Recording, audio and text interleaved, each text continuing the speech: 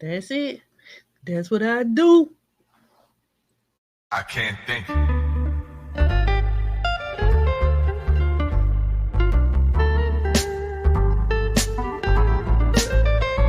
am I supposed to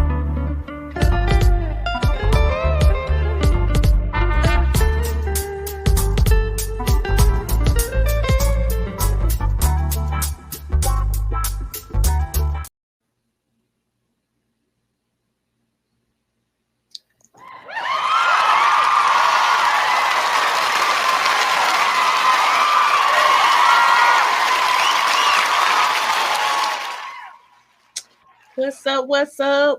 Welcome to Conversing with Kizzy B.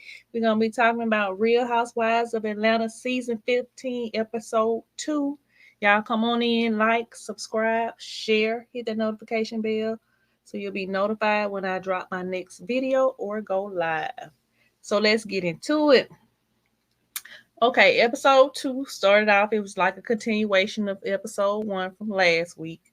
When Kenya was telling Sheree about Martell jumping in her DMs, and also about Candy being upset because of Courtney, ran up at her doing all this and stuff. So Candy was still upset about that. So he was kind of going back and forth between Kenya and Sheree and Mayetta talking, and Candy being she walked away from Courtney and was telling Todd about what happened, and her little candy coated clique as they call it. Don One came over there and was talking about it too. Marlo was in the background, ear hustling and listening, because I feel like she one who got it all started, because she's the one who put a little bug in Courtney's ear to tell her she needed to confront Candy. But now she done threw the rock out her hand, and so she over there playing poker or whatever, blackjack, whatever it is she playing, whatever the little game is you roll the dice, what that is. But anyway, y'all know what I'm talking about. If y'all go gamble or casino or whatever the case may be. But okay, so then it switched back to Sheree, Ken and Marietta talking. So Sheree called Martell over there to ask him about what they told him about the streets are saying. And he was like, well, every time I come to Atlanta, I'm with you. So if I am talking to somebody else, they getting the short end of the stick. So then it switched back to Candy and Sonya. And Sonya come over there asking Candy, was she okay? Candy was like, I'm annoyed. Don One was like, was asking asking Sonya, what happened. And so Don One was just like, Candy turned into Candiana. Cause Candy, people need to know Candy about that life. Candy will fight when it come down to her personal space and her family. She be ready, sitting on ready. And it's just so funny to see her in that light, because you look at her so much as a businesswoman. So when she getting pissed off, you don't want Candy to be pissed off, which could Candy be ready to fight. That one season, I forgot what season it was. She was ready to drag, as she say, Cynthia and Peter over Todd. So when Candy get mad, she be big mad, and it be too funny. But anyway, so Sonya went over there and told Kenya, Sheree, and Mayetta that Candy was about to fight. So they all got up and came over there where Candy was. And Kenya was like, is my friend upset? So why? So Sheree came over there with Courtney and the whole little group. And so Kenya was just like, my friend upset because her and Candy friends in real life. But anyway, she's like, my friend upset. So why is she here? Pointing at Courtney. Courtney just standing up there. So then Sheree started telling Candy that the girls pulled her to the side to tell her that Martell was dating someone in Atlanta. So Candy was like, you always said you would want to know if something like that was to happen. And so Sheree was like, yeah, I would want to know, but I don't want to hear part of the story. I need you to have all your receipts together. So Candy then asked her how she felt about um, Martell jumping in Kenya's DMs. So Sheree called Martell over there again and told him, and the girls was like, you know, he did jump in her DMs, but it was erased. He was like, "Whose phone is this?" Because King was just sitting there, and she's like, "This your phone? Can she even talk?" And so King was started laughing. She was just like, "Why are you so aggressive? You're scaring me," jokingly saying it. So he was just like, you'll be like that too if someone was accusing you of something. And King was like, "I'm not accusing you of anything." And so she was just like, he was just like, if you look in her DMs, she probably accepted everybody's message. Just go through them right now and see. So King was like, "Well, who are you talking about?" So he was just like, so Candy was like, is he denying it? So she was like, "Are you denying it?" And he was just like, "Yeah, I'm denying it." So then, as they were still talking, he was like kind of back. So he pulled out his phone and looked, and then he walked over there. "Yeah, I did. Yeah, I did DM her." And this is what I said, putting the phone all up in Sheree's face, putting the phone all in Kenya's face. And Kenya was just like, she didn't even want to hear it at that point. Putting the phone all in Kenya's face. And he was just saying that he was thanking her for the kind words that she said. And Candy was like, she didn't care about seeing it because he could have easily deleted the rest of the DM. Because she's like, I seen her phone and she had never even accepted it. So she couldn't have went in and deleted anything. He would have had to do it. She's saying when somebody send you a message that you're not following, you can easily go in and go back in and delete something, especially if the person hadn't accepted it. So so then so Martell got mad at and cursed at Kenya, and Kenya was like, "Respect this queen in front of you," and it was like, you did it to your ex-wife, and you're gonna do it to Sheree. Once a cheater, always a cheater. Kenya told Sheree that's the same type of man that she's dealt with before in the past, and she was just saying he's just like Bob, which Bob was Sheree's ex-husband, and he was something else. Cause he was like on one season he was trying to get back with her. He was talked about how he choked her, and he was just, I mean, she was just like, "You choked me," and he was like, "Did I?" And she was like, "Yeah, you did." And he was like, "It must have went hard enough," like jokingly. But there's nothing to joke about. Like domestic violence is nothing to joke about. Nobody should be putting their hands on anybody. And that go females or males. That goes either way. So Sheree, she was heated, because that's her man. They say they just dating, but she was mad about that. And so they all say they was finna get ready to leave or whatever. And so Kenya whole thing was that he had got aggressive and disrespectful to her, and she was there by herself, whereas everybody else had a date or either had their husband with her, and she's a single woman, so she's gonna defend herself. So that was in her defense of why she got up, or whatever. But when they left and got in the truck, he was just telling Sheree that he was really offended that they were lying on him like that, and that if they want respect, they need to get respect.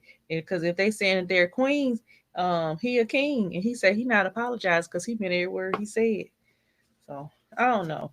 My whole thing is with this group or with the Real Housewives, period. Anytime somebody's dating somebody, they always, always, always coming up with receipts or coming up with allegations, coming up with something about the person. Either they're a cheater or they're opportunist or something.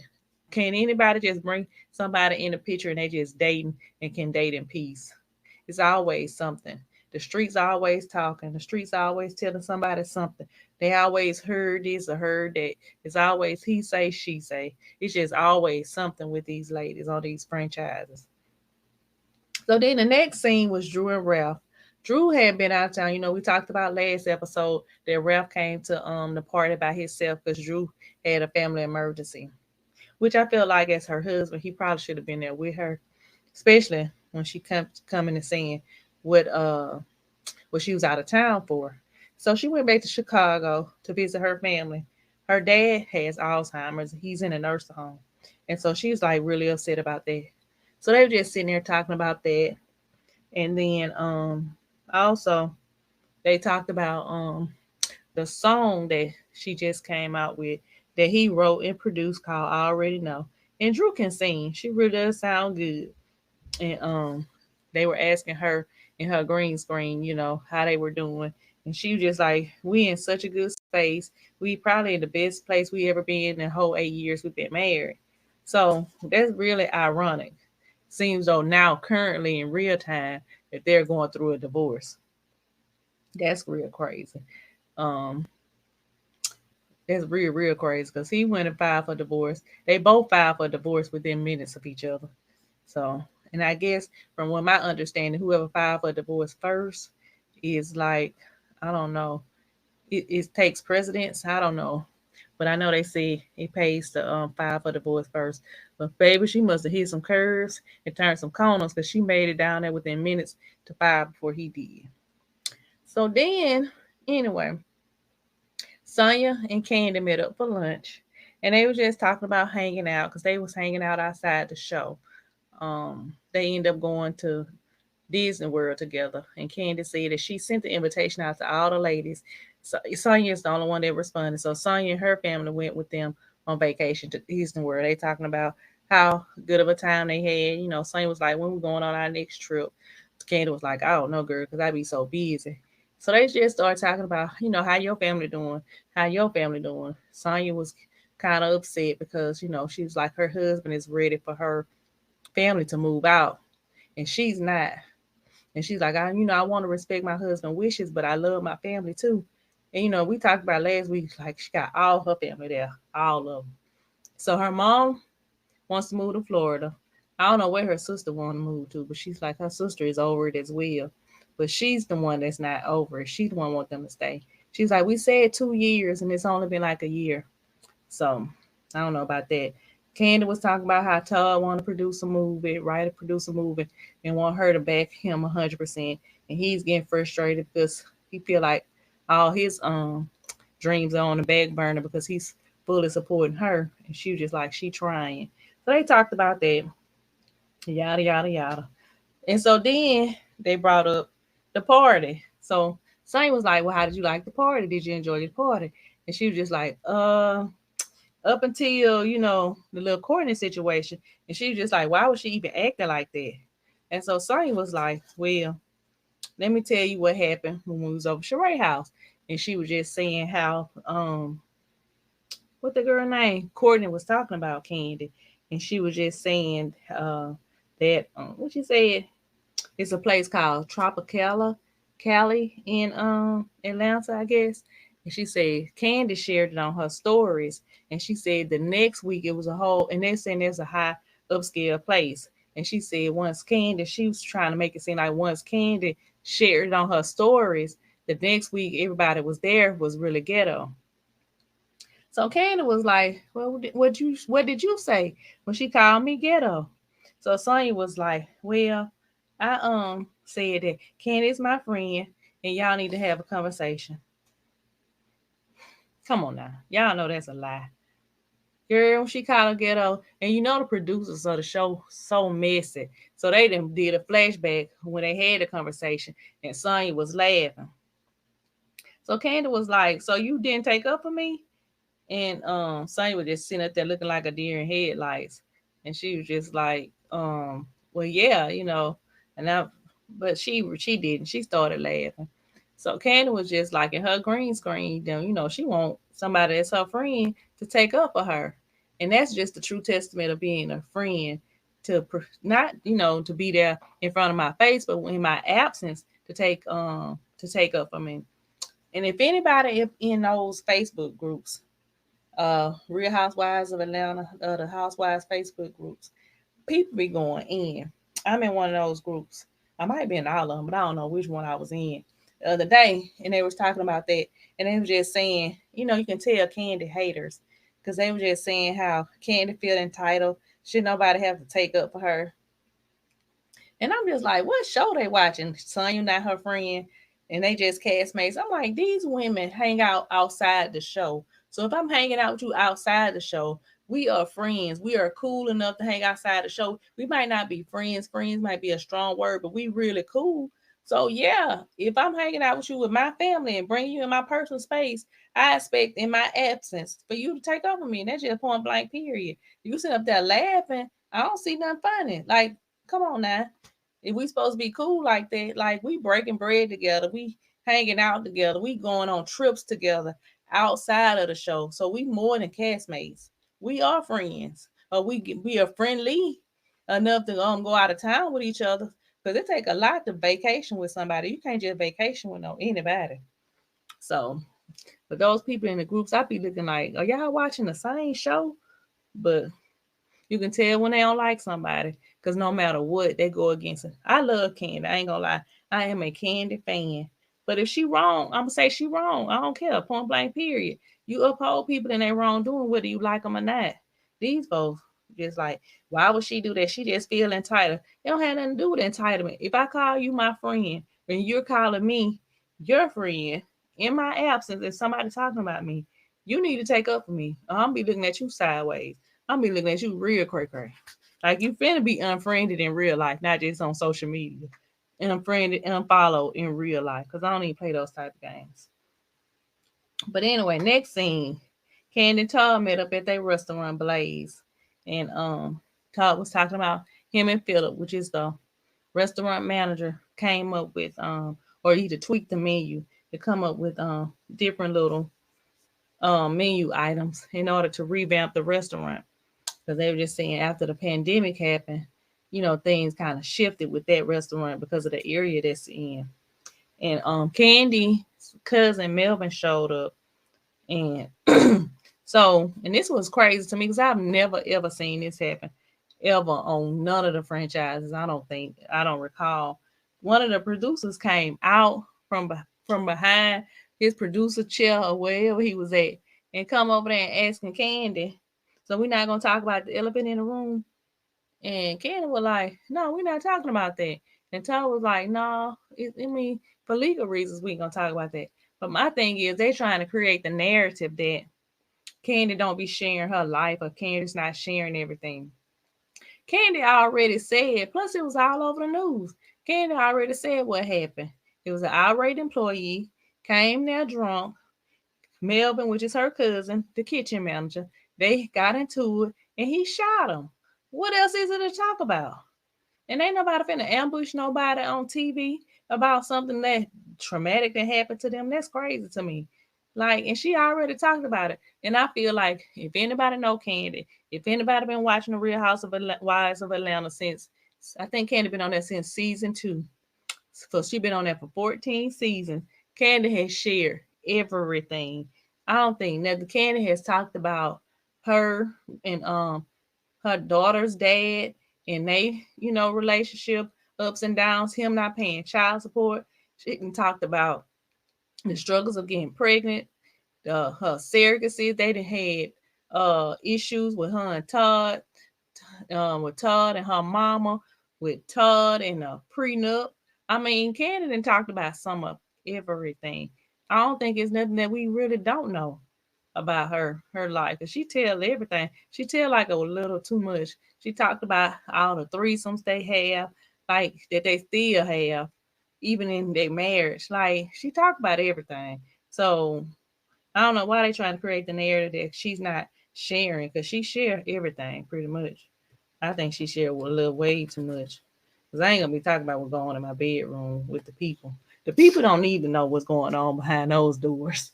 Not those doors. Those doors are sacred. Now, player. But anywho, we moving on. The next scene, Sheree and Sonya met up for dinner. Sheree talked about being a new grandma. That's something that we did not know. Her son had a baby. So she said she's a grandma, not a grandma. And the baby's been shown on social media. She a cute little girl. And then so it was flipping because Kenya was flipping back and forth between Sonya and Sheree. And then Kenya was talking to one of her friends. I forgot the girl name, but she's a football wife. And so it was going back and forth. So Kenya was telling her about what happened. And then Sheree was talking to Sonya about what happened. And Sonya was just like, oh, she's trying to create the narrative again that, he was being aggressive just like she did her husband. And so they was going back and forth. Kenya told her friend that she feel like Sheree was stigmatized. Her friend said, "Not at this big age." Okay. When she said that, I hollered because I was like, you know what? Right? Like who in your 50s stigmatized. Like, come on now. Come on now. You too old for that. You too old for that. But that goes back to me saying, I feel like Sheree, I don't know if she's going through a midlife crisis. I don't know if she's desperate. I don't know if her self esteem low, but her picker is just way off. Her picker is off. And sometimes you can go through stuff enough where it's just your confidence, it just really bashes your confidence. And maybe that's the case because her and like her said, her ex-husband Bob Whitfield, they went through a thing, and then she went through a thing with him trying to get back with her and how he treated her, talking about choking her and laughing at when she was bringing up how he did her in the marriage and stuff. He thought that was funny. And then she went from him, Tyrone. He stood her up on national TV, and it's just crazy. So, and I just feel like she deserved better. She's a beautiful woman. She seems like she's a sweet woman. And to go through this is crazy. But then they say they feel like they both using each other. Martell using her and she using him for publicity. But I don't know. I think she is stigmatized or she's something. Um, I guess she feel like, he a fine young man that's, that want her. But like who won't want her? Sheree, she fine. Sheree a brick house, like literally for a woman. So she ought to look at herself and be like, he ought to be glad to have her. But I don't know. I don't even know if she's looking at it that way. Then the scene switch, and I'm just hitting the high points, y'all. I ain't just been. I'm just talking about because it wasn't as good to me as it was for the first episode, but that's okay because I know it's gonna get better. Then Drew, it changed to the scene. Drew was in the studio, and her and Ralph was talking to this producer and talking about producing them their new EP or whatever. So there wasn't nothing going on other than that. Then Kenya met Sheree at the infamous She by Sheree warehouse to discuss what happened at the party. Sheree was like, both of you all got elevated. Kenya was like, well, at what point did I deserve to be cursed out? She said, I don't know him and I don't want to get to know him.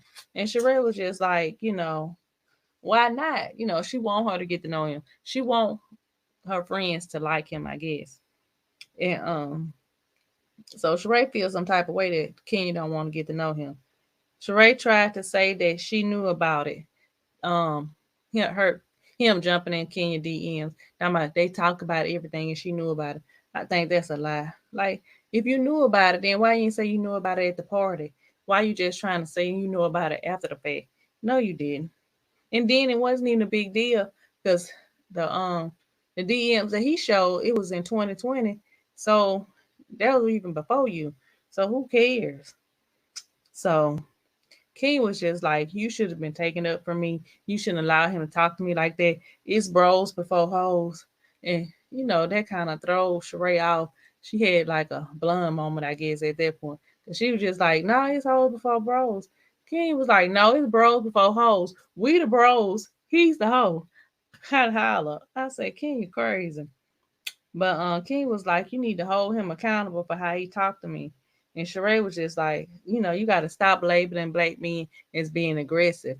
And she's like, King was like, well, you got to stop ignoring the signs. She's like, you've been through this before. I've been through this before. And she said, and I know the signs. And she was just like, well, it's not right for you to been hollering at him up in his face. And she was like, well, I was defending myself. She said I was a single woman there by myself, and he got all aggressive all up in my face and stuff and abusive. She said, so I was defending myself. So I don't know. That's crazy. Either way it go, he shouldn't even be a big deal because if it's something happened in 2020 and what they filmed this in 2022 probably, or well, let me see, or end filming the beginning of 2023. Either way it go, it was a long time ago and it shouldn't even matter. But King was like she was telling her that, let her know because she didn't want the story to be misconstrued in case he tried to tell her something like, that Kenya tried to talk to him or something like that. So that's why she was telling her. And she's like, she didn't tell her initially because she didn't think it was a thing. And when she found out it was a thing, that's when she wanted to let her know. So I don't know how they friendship gonna go from here. They seem like they still okay. They was talking through it, but I don't know. But anywho, then that's the end of the episode. I don't know how it's gonna be next week because they was just showing like they was at some rock climbing place. I don't know. We'll see. I hope it ramps back up because I mean you started off coming in hot, hot, hot, hot, hot, and then this episode was just like drag. I'm thinking it's gonna keep going, but I don't know. Candy was like her and Courtney relationship ain't gonna get no better no time soon. And that girl just crazy to me. She just come across crazy to me. She look crazy to me. And I just hate people like that because she remind me of Toya from what Toya was on last season or season before last. Whichever season she was on. Season 13, I think. And how she came in. She came in hot. You know, they be coming in so aggressive, like they're trying to, I guess, trying to get that peach. And they shouldn't be doing all that like you be doing too much.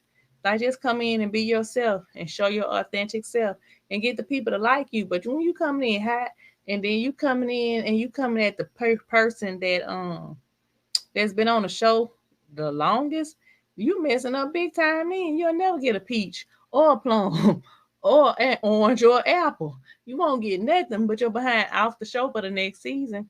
You should be on there trying to um publicize your business and say you make jewelry. I still don't know what's the name of her brand or anything. Now let's I look it up, but I don't even know if from the show. I know her from bobbing her head and Candy face and talking about Candy. They done made Candy the center of attention.